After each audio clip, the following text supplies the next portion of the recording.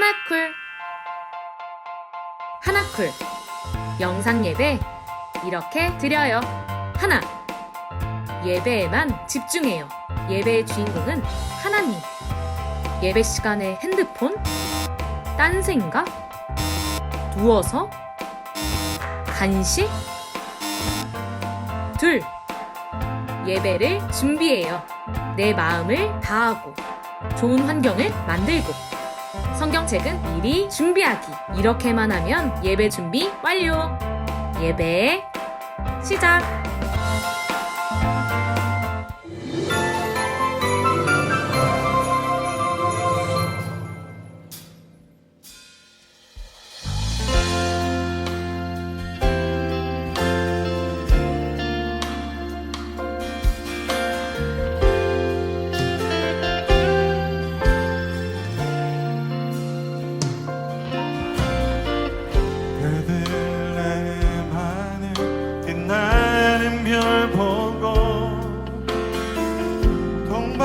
박사들 찾아왔네.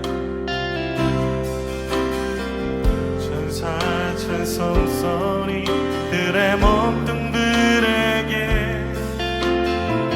주나신 소식을 전하네. 엎드려 절하세. 겸손하신 평화의 왕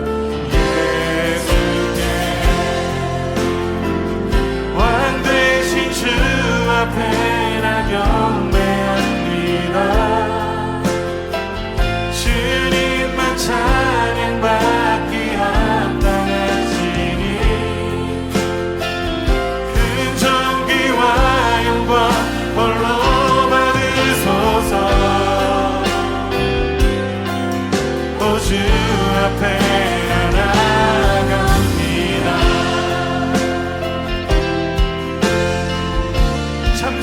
빛으로 우리를 찾아오신 임마누엘 하나님 찬양합니다.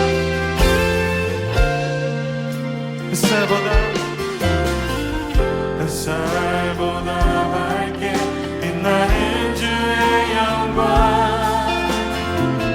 모든 어둠 물리치네.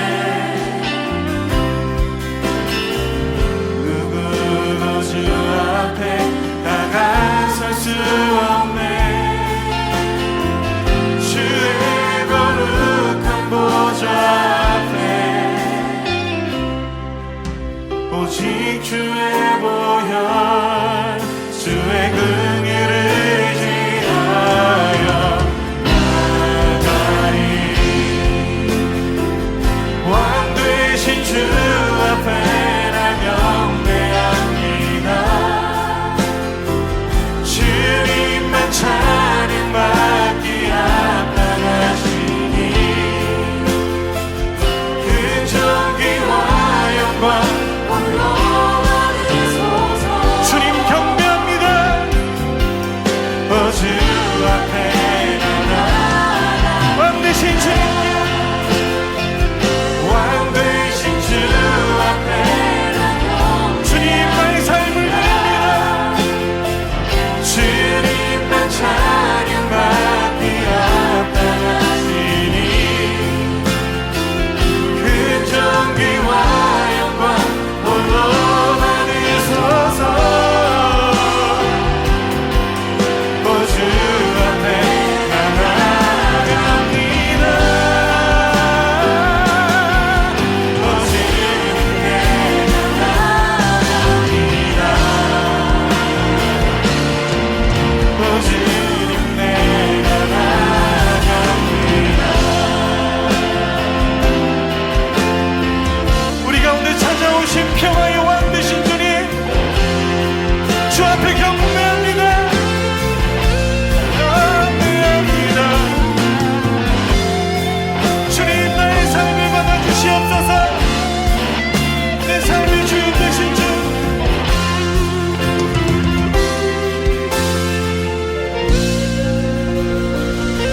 왕 되신 주 나 경배합니다. 잠언 16장 자, 두 개로 좀 나눠놨어요. 1, 2, 3절. 그리고 쭉 점프해서 9절. 자, 1, 2, 3절. 그리고 쭉 스킵해서 가다가 9절, 한 절. 그렇게 보도록 하겠습니다. 자, 오늘도 뭐 많지 않으니까 1, 2, 3절 같이 읽고 9절도 같이 읽도록 합시다. 자, 한 목소리로 같이 읽습니다. 시작. 마음의 경영은 사람에게 있어도 말의 응답은 여호와께로부터 나오느니라. 사람의 행위가 자기 보기에는 모두 깨끗하여도 여호와는 심령을 감찰하시느니라. 너의 행사를 여호와께 맡기라. 그리하면 네가 경영하는 것이 이루어지리라. 9절 가서 9절 시작. 사람이 마음으로 자기의 길을 계획할지라도 그의 걸음을 인도하시는 이는 여호와시니라. 아멘. 항상 말씀을 읽고 마지막에 뭐 하자 그랬죠? 아멘. 아멘이라는 뜻은 뭐죠? 이야, 최고. 내가 목사님 오늘 선물 안 챙겼다. 아, 깜빡했네. 그 선생님 나중에 이 친구 꼭 하나 선물 하나 주세요. 네, 태박 쿠폰 1장 드리는 걸로 하겠습니다. 자, 너무너무 자신 있게 대답을 해줬어요. 아멘이라는 것은 그 말씀처럼 되기를 소원합니다. 그 말씀이 나의 말씀임을 고백합니다. 그런 의미죠. 그 말씀에 공감합니다. 동감합니다. 그런 의미로 아멘이라고 선포하는 거예요. 우리가 방금 잠언 16장 9절 말씀 읽었습니다. 사람이 마음으로 자기의 길을 계획할지라도 그의 걸음을 인도하시는 이는 여호와시니라. 야, 이 말씀 들으면요 그냥 아멘이 저절로 나와야 되지 않을까요? 그죠? 자, 그러면 다시 한번 읽고 우리 그런 마음으로 다시 한번 마음에 새기면서 아멘을 크게 선포해보고 말씀을 시작할까요? 자, 9절 다시 한번 읽습니다. 시작. 사람이 마음으로 자기의 길을 계획할지라도 그의 걸음을 인도하시는 이는 여호와시니라. 아멘. 아멘이십니까? 네. 우리 지난주에 배웠던 인사 한번 하고 시작하면 좋겠습니다. 자, 좌우로 어떤 인사였는지 기억하십니까? 시작. 네, 이쪽이 고등부죠. 여기 중등부고 우리 중등부 친구들 한번 인사 한번 해봅시다. 지난주에 배웠던 인사. 거의 뭐 세상 다 산 친구들처럼 이렇게 이렇게 눈에 초점이 좀 흐릿해. 자, 다시 한번 인사합시다. 우리 좌우에 친구들에게 자 인사할까요? 시작. 한절기에 감기 조심하세요. 네, 우리 고등부 친구들 한번 인사합시다. 시작. 한절기에 감기 조심하세요. 여러분, 감기 조심하셔야 돼요. 오늘 한파주의보가 제주도 서해안 쪽으로 내렸더라고요. 영하 13도, 15도 막 이렇게 내려가는데 여기는 그래도 조금은 체감 온도가 그 정도까지는 아니지만 그래도 추워요. 그렇기 때문에 환절기에 우리가 감기 조심해야 돼요. 네, 그런 의미의 인사도 있지만 다른 의미 있다고 지난주에 다 말씀드렸죠. 환난과 절망이 기습할 때에 분명히 생각납니다. 이거 나중에 여러분 세상 살아가다 보면 이 인사 들을 때마다 뉴스에서 앵커가 환절기에 감기 조심하십시오 그러면 이때가 생각납니다. 분명히 환난과 절망이 기습할 때 뒤에 감기 조심하세요. 감사하는 마음, 기대하고 기도하고 기다리는데 어떻게 기뻐하면서 기다리는 자세를 잃지 않도록 조심하세요. 여러분 꼭 삶에 새기고 저의 좌우명이기 때문에 저는 새겨져 있어요. 근데 여러분에게 강요하지 않지만 힘들 때 딱 떠오르면 좋겠어요. 내가 환난을 만났을 때 어려운 일을 만났을 때 이 뭐 어려운 환난은 어른들만 당하는 거 아니잖아요. 우리 중고등부 친구들도 여러분 수준의 환난을 분명히 만날 거예요. 학교에서 당하는 환난, 근심, 걱정, 괴로움, 고난 만나게 되겠죠? 그때 이 인사를 딱 떠올립시다. 그래, 그럼에도 감사해야지. 여전히 나에게는 하나님 주신 감사의 고백들이 너무나 많지. 그렇게 고백하시고 기대하고 뭘요? 하나님을 회복시키실 거예요. 분명히 하나님은 고난을 주셨으면 다시 일으켜 세워주시고 넘어진 자에게 다시 힘을 공급하시는 분이시거든요. 기대하십니다. 그리고 기도해야죠. 그리고 기다려야죠. 그러면서 내 마음에 기쁨이 넘쳐야죠. 그렇게 이런 자세를 잃지 않도록 꼭 조심하고 유의하는 우리 중고등부 친구 되기를 간절히 소망합니다. 네, 자 오늘 말씀은요 잠언 말씀입니다. 잠언은 누가 지었을까요? 솔로몬. 네, 대답은 하는데 크게는 안 하네, 그죠? 그래도 고마워요. 이렇게 그래도 입 안에라도 조금씩 이렇게 대답을 해주시니까 감사해요. 잠언은 솔로몬이 지은 말씀입니다. 자, 솔로몬이 지은 말씀이요 3개가 있어요. 그 솔로몬이 좀 젊은 시절, 청년 시절에 지었던 말씀이요 아가서라고 해요. 아가, 청년의 그 나이에 남녀의 그 사랑을 빗대어서 하나님의 사랑을 잘 설명하고 있는 책이 아가서예요. 그리고 이 솔로몬이요 중년의 나이가 되었을 때에 기록한 책이요 바로 이 잠언입니다.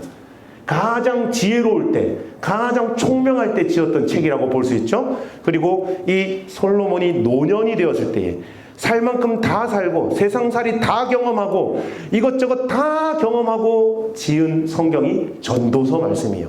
그래서 전도서 말씀이 이 표현이 자주 등장해요. 헛되고 헛되고 헛되니 모든 것이 헛되도다. 오직 여호와 하나님만 섬겨라. 그의 명령을 지켜라. 그를 섬겨라. 이런 말씀이 계속 나와요. 이거는요 청년들이 할 수 있는 고백이 아니죠.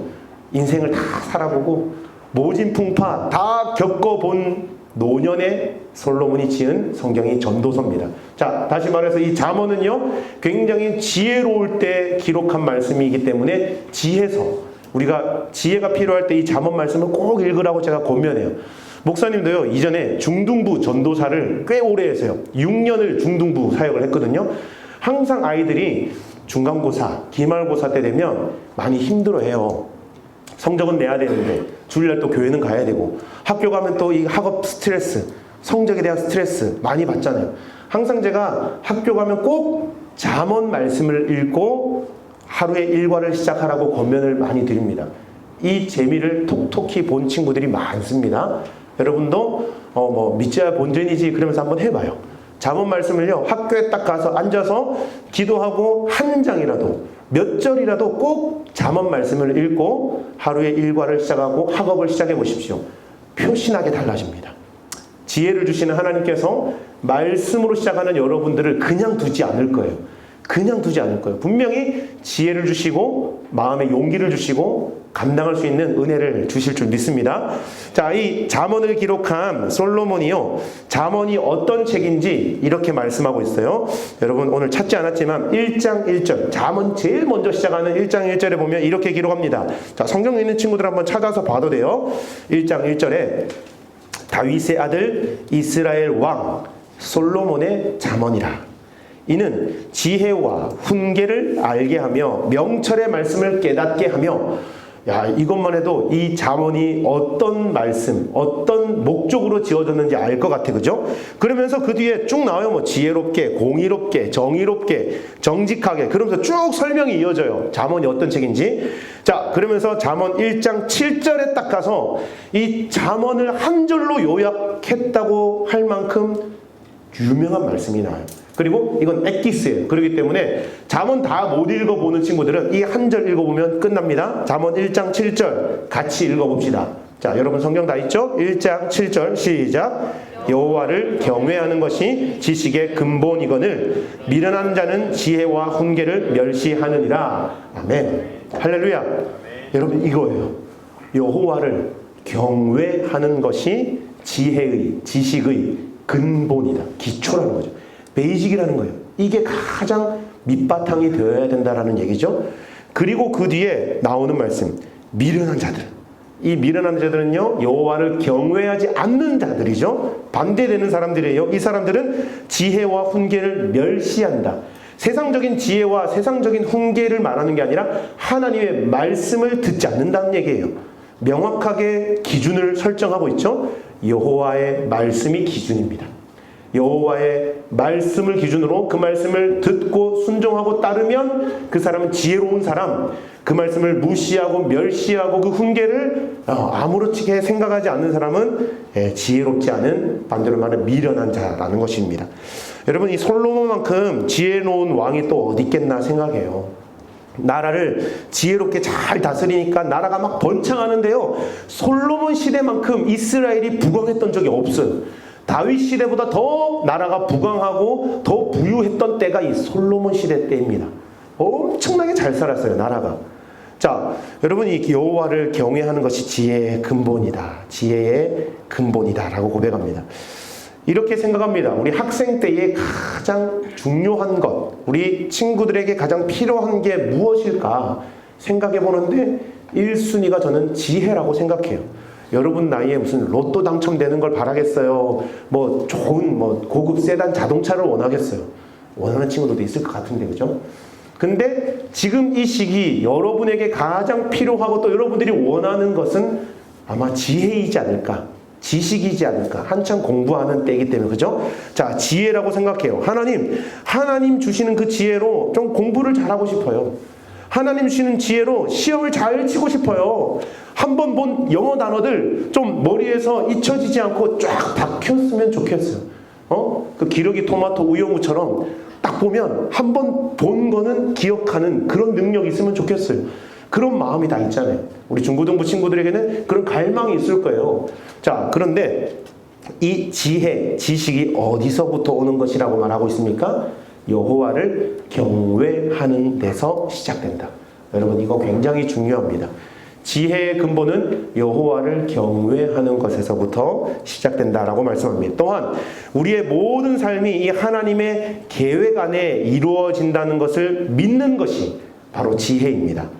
여러분 꿈이 다 있죠. 그래도 지금 현재 꿈이 다 있죠. 나름대로의 목표가 있을 거예요. 어떤 삶을 살기 원하십니까?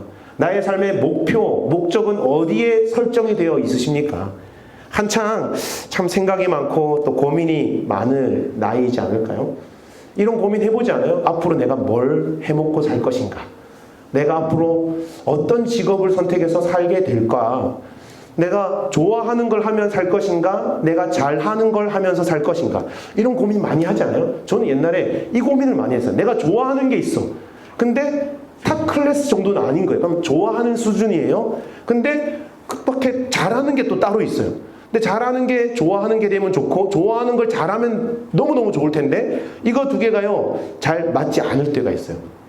그래서 많은 우리 대학교 선배들이요 좋아하는 걸 찾아서 가는데 거기에서 흥미를 못 느끼고 그냥 결국에는 잘하는 것을 따라서 직업을 선택하죠. 잘한다고 해서 시작했는데 또 오래가지 못해서 그냥 자기가 좋아하는 것 늦은 나이에 다시 공부하고 좋아하는 길을 선택하는 사람들도 보기도 해요. 이 두 개가 합일점을 찾아서 같이 가면 너무너무 좋을 텐데 야 이게 참 쉽지 않다는 거. 그러니까 이런 고민들을 우리 중등부 고등부 시기에 다 하는 거예요. 좋아하는 걸 하는 게 맞나? 잘하는 걸 하는 게 맞나? 나는 뭘 잘하나? 뭘 좋아하나? 야, 이거 굉장히 고민이 많이 될 것 같아요. 자, 이런 고민들을 통해서 결정되어지는 것들이 바로 우리의 계획입니다. 혹시 여러분들 중에 인생을 계획 없이 그냥 될 대로 되라 라고 생각하면서 사는 사람 있습니까? 그것도 어떤 차원에서 보면 계획입니다. 아주 초긍정의 자세로 어떻게 되겠지 뭐 살다 보면 좋은 날 올 거고 살다 보면 또 힘들 때도 있고 뭐 인생 뭐 있나 살다 보면 그렇게 사는 거지. 초긍정의 자세로 사는 인생 계획 없이 사는 그것도 어떻게 보면 계획이에요. 자, 근데 이 모든 계획이요 내 뜻대로 잘 이루어집니까? 어디 살아보니까 내 뜻대로 다 되던가요? 안 돼요. 안 돼요. 이거 안 된다는 건 벌써 여러분도 느끼고 있을 거예요. 중학교 시절, 고등학교 시절에도 끊임없는 좌절을 경험하면서 내 뜻대로 안 되구나. 내 나름대로 공부 열심히 했어. 근데 공부 열심히 한 과목은 성적이 안 오르고 대충 마지막에 암기 과목 그냥 몇 장 봤는데 그게 더 성적이 더 오르고 이런 걸 보면서 이게 내 뜻대로 되는 게 아니구나. 참 인생 쉽지 않다. 중학교 시절에도 그런 걸 느낄 거예요. 자, 그러면 이 계획이 누구한테 있냐? 누구한테 이게 시작되는 거냐? 이걸 우리가 좀 살펴보려고 합니다. 왜냐하면 오늘 본문 잠언 16장 9절 말씀해 보시면 그 해답이 정확하게 나와 있기 때문이에요. 16장 9절 다시 한번 읽어볼까요? 자, 같이 한번 읽어봅시다. 16장 9절 시작. 사람이 마음으로 자기의 길을 계획할지라도 그의 걸음을 인도하시는 이는 여호와시니라. 아멘. 여러분, 성경은요 애매모호하게 말하지 않아요. 항상 명확해요. 정확해요. 사람이 마음으로 자기의 길을 계획할지라도 그의 걸음을 인도하시는 이 결국 주체는 누구라는 거예요? 여호와 하나님이시라는 거예요. 제가 이 영어 성경을 보면요, 이렇게 적혀 있어요. 굉장히 좀 더 명확해요. In his heart a man plans his course. 한 사람이 자기의 그 삶의 계획, course, 계획을 할지라도 그 뒤에요, but the Lord, 하나님이죠. Lord determines. determine이 무슨 뜻이냐면 결정한다라는 뜻이죠. But the Lord determines his steps. 자기의 그 걸음을 인도하시는 결정하는 사람은 하나님이시라는 거예요. 이거 여러분 꼭 마음에 새겨야 돼요. 우리 성도들의 삶의 원리가 바로 여기에 있는 거예요. 나름대로의 계획도 세우고 목표도 세우고 그리고 실천 사항도 다 세워요. 근데 이게 결국에 마지막에 이루어지는 단계까지 갈 수 있는 힘은 하나님으로부터 온다는 사실, 여러분 꼭 기억할 수 있기를 바랍니다. 이 말을 오해하시면 안 돼요. 아, 계획을 세울 필요 없구나. 뭐 내가 계획 세운다고 되는 거 아닌데 뭐 대충 하면 하나님이 해주겠지. 책임 전가하고 무책임하게 있으라는 얘기가 아닙니다. 이거 오해하시면 안 돼요. 내 계획이 내 뜻대로 안 될 바에 내가 해본들 뭐 필요하겠어, 이런 의미가 아닙니다. 내 계획은 내 계획 나름대로 세워야 돼요. 그러나 그걸 결정하고 그걸 최종적으로 인도하시는 분이 누구라는 사실을 인정하라는 거예요. 내 마음, 내 뜻대로, 내 생각, 내 계획, 내 인생, 내 마음대로 사는 거지. 천상천하, 유아독존 이런 사람들 있죠. 내 주먹을 믿어라, 내 스펙을 믿어라, 내 힘을 믿어라. 그러면서 자기 인생을 자기의 주체를 가지고 사는 사람이 너무나 많아요. 아니라는 거예요. 한 사람이 자기의 삶의 계획을 자기가 계획하고 세울지라도 그의 걸음을 인도하는 분은 명확합니다. 여호와 하나님이시니라.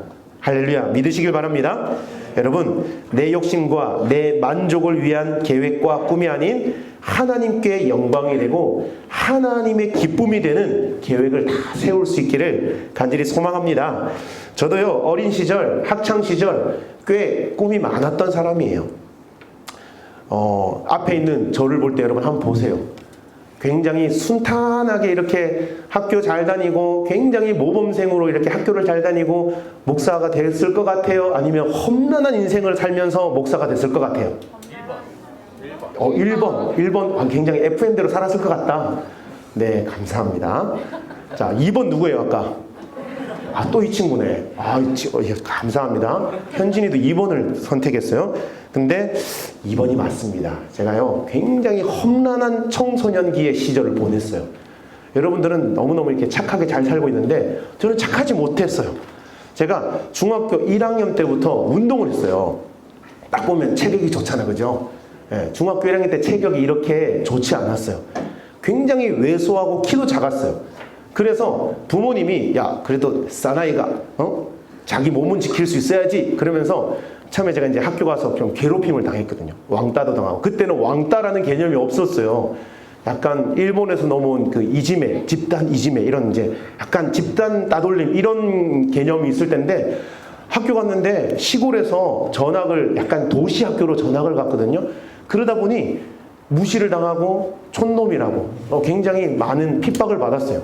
아이들한테 많이 친구들한테 맞기도 했어요. 그러다 보니 부모님이 속이 상해서 야, 자기 몸은 좀 자기가 보호해야지 그러면서 데리고 어디를 데리고 왔냐면 권투도장, 복싱도장을 데리고 와서 탁 맡기는 거예요. 그러면서 그 관장님에게 뭐라고 하냐면 관장님, 이 아이 선수로 키워주십시오. 그래서 그냥 맡기고 가시는 거예요. 앞으로 이 아이 여기서 먹고 자고 하고 여기서 키우라고. 그러면서 뭐 관비라 그러죠. 그 등록비도 넉넉하게 드리면서 앞으로 출퇴근을 그냥 여기서 하라는 거예요. 학교 갔다가 퇴근이 아니고 이제 하교를 체육관으로 가라는 거예요. 그래서 그때부터요, 제가 험난한 인생의 그 진짜 힘든 시기가 그때부터 시작됩니다. 중학교 1학년 때부터 제가 권투를 5년 동안 했어요. 고등학교 2학년 때까지. 깜짝 놀랄 겁니다. 제가 1998년 전국체전 울산광역시 대표로 나가서 은메달을 딴 사람이에요. 놀랍죠? 예, 함부로 덤비면 안 되겠죠? 자, 옛날 얘기입니다. 예, 그때 한참 때. 그러니까 제가 이게 운동을 하면서 꿈이 자연스럽게 무엇으로 설정이 됐을까요? 권투 선수가 됐죠. 그래서 뭐 여러 가지 운동 경기도 많이 나가고 그 복싱 경기, 아마추어 복싱 경기를 많이 나갔어요. 그래서 막 승률도 괜찮았어요. 제가 신체 구조상 다른 사람보다 이 팔이 좀 길어요. 권투하는 사람에게 이 리치가 길다는 건 굉장히 유리한 거거든요. 그리고 한 가지, 친구들에게 막 이렇게 많이 맞다 보니까 맷집이 좋을까요, 안 좋을까요? 맷집이 자동적으로 이 훈련이 되어 있는 거야. 맞는 게 막 즐겁다는 표현까지는 아니지만 이거 막 다 내가 다 감당해낼 수 있는 정도 되는 거예요. 너무너무 권투하기에 적합한 몸이 되어버린 거예요. 그래서 그때부터 나의 목표는 권투 선수다. 그러면서 열심히 운동했어요. 그래서 막 전국체전도 나가고, 그래서 제가 고등학교 2학년 때까지 이 운동을 했기 때문에 거의 뭐 공부는 나 몰라라, 공부는 뒷전. 그냥 열심히 운동만 했어요. 그래서 거의 제 인생의 그 다음 스텝, 대학의 진로는 결정돼 있었어요. 그때 두 가지 학교를 갈 수 있었어요. 용인대학교 체육학과, 그리고 한국체육대학, 한체대라 그러죠. 한체대 그 격기과라 그래요. 그 권투로 갈 수 있는 학교가 전국대회 입상을 했기 때문에 그냥 갈 수 있는 거예요. 그냥 수시로, 특채로. 그런데 하나님께서 고등학교 3학년 때 제 마음을 싹 만지시면서 몇 가지 사건을 딱 보여주시면서 이 길이 제 길이 아니라는 걸 보여주시는 거예요. 그 이야기는 다음 기회에 한번 해드릴게요. 굉장히 흥미진진해요. 너무너무 이게 진짜 재밌는 얘기인데 요 얘기는 다음에 킵해놓고, 자, 어쨌든 제가 드리고자 하는 건 제 인생의 목적과 목표는 권투 선수가 되는 거였어. 근데 하나님이 여러 가지 상황과 환경을 싹 만지셔서 다른 길로 인도하셨어요. 그래서 결국에는 신학생이 된 거예요. 대학교를 그냥 바로 신학교의 신학과로 진학을 하게 됐어요. 그렇다면 그 길로 쭉 잘 다니면 좋은데 또 제 마음에 혼란스러운 마음이 생기는 거예요. 과연 내가 진짜 목회자가 되는 게 내 길이 맞나? 내 뜻이 아닌 것 같은데, 내가 원해서 온 게 아닌데, 부모님이 등 떠밀어서 온 건데, 또 막 정체성에 막 이렇게 혼란이 오고 마음에 막 갈등이 생기는 거예요. 그러다가 또 그때쯤 제 꿈이 다른 걸로 바뀌었어요. 뭘로 바뀌었냐? 카레이서가 되는 걸로 바뀌었어요. 제가 차를 너무 좋아해서 대학교 1학년 때 또 카레이서 그 교육을 받은 거예요. 그래서 용인에 가면 그때 타임 트랙이라고 그 삼성 이건희 회장이 자주 가서 거기 막 차 타고 하는 데가 있어요. 거기 또 가가지고 막 그걸 배우고 전문적인 훈련을 받은 거예요. 그래서 거기에 다니면서 야, 내 꿈은 카레이서였구나. 야, 그래. 학교 그만두고 카레이서 해야 되겠다. 그렇게 막 하다가 또 하나님이 하나의 사고를 경험하게 하면서 몸은 멀쩡하게 지켜주시는데 생각과 정신과 꿈이 싹 다시 바꾸게 하시더라고요. 다시 목회자로 설정이 돼요. 그때부터 이제 현재까지 정신 차리고 똑바르게 이 길을 가고 있어요. 간절한 바람이 있다면 중간에 흔들리지 않길 바래요. 이제는 흔들릴 수 없어요. 이제 목사가 됐기 때문에 다른 길 보면 안 돼요. 늘 하나님께 기도합니다. 하나님, 끝까지 이 사명 잘 감당하게 해달라고, 중간에 마음 바뀌지 않게 해달라고 기도하고 있어요. 다행히 오랜 기간 동안 바뀌지 않고 잘 오고 있어요. 자, 이 모든 과정을 겪으면서 지나오면서 제가 깨달은 거 하나가 있어요. 바로 오늘 이 말씀이에요. 잠언 16장 9절 말씀.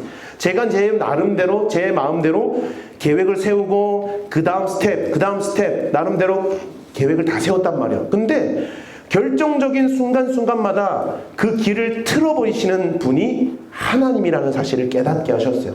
여러분, 이건 명확해요. 여러분들이 하고자 하는 꿈, 목표, 골, 이거 여러분의 목표이지만 결국에는 하나님의 목표로 우리가 살아가게 된다는 거.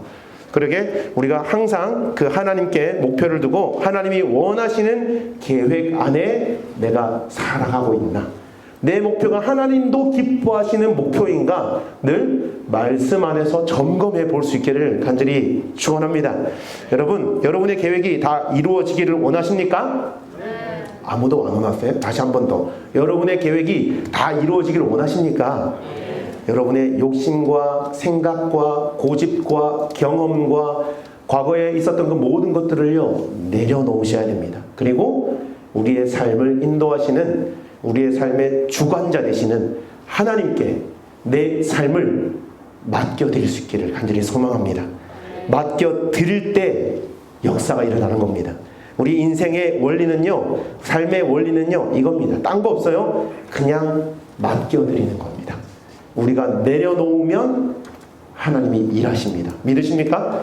내 몸에서 힘을 빼야 하나님이 우리를 들어서 사용하기가 편해요. 내가 막 몸에 힘을 주고 있고 내가 사용 안 되려고 막 뻣뻣하게 경직되어 있으면 하나님 말 이렇게 들어 쓰시기 쉽지 않아요. 그래서 계속 하나님이 우리의 몸에서 힘을 빼는 훈련을 계속 시켜주시는 거예요. 그래서 힘을 다 빼는 거예요. 겸손하게 하나님 저를 올려드립니다. 하나님께서 마음껏 사용하십시오. 그렇게 드릴 때 하나님이 우리를 사용하셔서 하나님의 계획 가운데 우리의 계획이 이루어지게 하시는 줄 믿습니다. 자, 하나의 얘기만 드리고 제가 말씀을 마무리할게요. 한 어린 아이가 학교 앞에 가면 그 슈퍼 있죠. 옛날 우리 때는 이제 문방구라고 불렀거든요. 학교 앞에 있는 문방구. 문방구 모르죠? 알아요? 여러분 학교 앞에도 있어요? 20년 있던 게 지금 없어졌어요. 아, 없어졌어? 아쉽다. 야, 문방구 참 추억이 많은 데인데 거기 가면 막 100원짜리 돌려서 이렇게 돌리면 캡슐 같은 것도 나오고 그런 것도 있고, 그죠? 막 게임기도 있고 그랬는데 그 문방구 앞에 한 어린 소년이 이렇게 뭔가를 쳐다보고 있어요. 뭘 보고 있나 봤더니 알사탕, 동그란 알사탕이 먹고 싶어서 그 사탕을 쳐다보고 있는 거예요. 그걸 며칠 동안 계속 이렇게 찾아와서 그 문방구 앞에서 슈퍼 앞에서 쳐다보고 있는 거예요. 그러니 그 슈퍼 아저씨가 너무너무 그 아이가 안쓰럽고 또 이렇게 안 되기도 하고 그래서 나가서 얘기하는 거예요. 얘야, 사탕 먹고 싶니? 네가 원하는 만큼 집어가. 오늘 이 아저씨가 뭐 한턱 쏜다. 네가 원하는 만큼 사탕 가져가. 근데 이 친구가요, 안 가져가는 거예요. 그냥 멀쩡히 가만히 서 있어요. 그랬더니 이 주인 아저씨가, 아이, 사내 자식이 이렇게 숫기가 없어서 어떻게 살아? 그러면서 이 아저씨가요, 손을 넣어서 사탕을 한만큼 쥐고 이 아이의 손에 듬뿍 담아줬어요. 자, 과연 이 아이가 지혜로운 아이일까요? 미련한 아이일까요? 제가 무슨 말 하는지 잘 이해를 못하는 친구들이 있어요. 자, 이 아이가요, 고사리 같은 이 작은 손으로 사탕 그거 집어봤자 몇 개 집겠어요? 한 3개? 3개 집으면 꽉 찰 거잖아요. 이 친구가 굉장히 지혜로웠던 아이였던 거예요. 그걸 알고 그 다음 수까지 다 예상을 했던 거예요. 내가 집으면 3개밖에 못 집으니 기다려보자. 그랬더니 아니나 다를까 주인 아저씨가 와서 큰 남자 어른 손으로 한 10개를 웅큼 짚고 이 아이의 두 손에 가득 찰 정도로 지워주더라는 거예요. 여러분, 마치 우리 삶이 이렇다는 거예요. 내가 하면요, 요 정도밖에 못해. 내 힘으로, 내 경험으로 하면요, 한 3개밖에 못해. 근데 하나님께 맡겨드리면 하나님은 10개, 아니 그 이상의 것들을 우리에게 안겨주시는 분이라는 사실입니다. 믿으십니까? 여러분, 하나만 우리 PPT에 뜬 걸 같이 읽고 마치도록 할게요. PPT에 준비가 됐을까요? 안 됐나? 네, 안 된 것 같아. 한번 따라 합시다. When we work, 네, we work. 무슨 뜻인 줄 알죠? 우리 중고등부 친구들 이 정도는 이제 다 하잖아요. 그죠? 떴어. 자, 한번 같이 읽어봅시다. 자, 시작. When we work, we work. 밑에 거. When we pray, God works. 여러분, 우리 인생의 원리입니다. 내가 일하면 그냥 내가 일하는 수준이에요. 내 수준에 하는 일입니다. 중요한 건 두 번째 문장이죠. When we pray, 우리가 기도하고 하나님께 맡겨드리고 내어드리고 하나님께 모든 것을 의탁하면 그 뒤에 God works. 하나님이 일하십니다. 믿으십니까? 여러분, 이 사실 여러분 삶에 꼭 기억하시고 여러분 학창 시절에 꼭 적용하며 살 수 있기를 바랍니다. 내가 일하는 수준에서 일하는 것이 아니라 하나님의 수준으로 일할 수 있게 해주십시오. 이게 중국의 그 내륙 선교를 처음 시작했던 허드슨 테일러라는 선교사님의 고백입니다. 그 선교의 그 불모지에서 힘들고 어려울 때, 핍박도 심할 때 자기 수준으로 일해보니 너무너무 안 되더라는 거예요. 그러니 할 수 있는 게 기도밖에 없어서 기도했던 거예요. 하나님, 이 중국 사람들 불쌍히 여겨주시고 이 중국 땅 하나님 은혜를 더하여 달라고 그렇게 기도했더니 하나님이 역사하셨다는 거예요. 여러분 삶에 하나님의 역사가 일어나기를 소망합니다. 우리의 기도로 when we pray, 하나님께 기도할 때 God works, 하나님의 역사, 하나님의 일하심이 충만하게 일어나기를 주님 이름으로 축원합니다.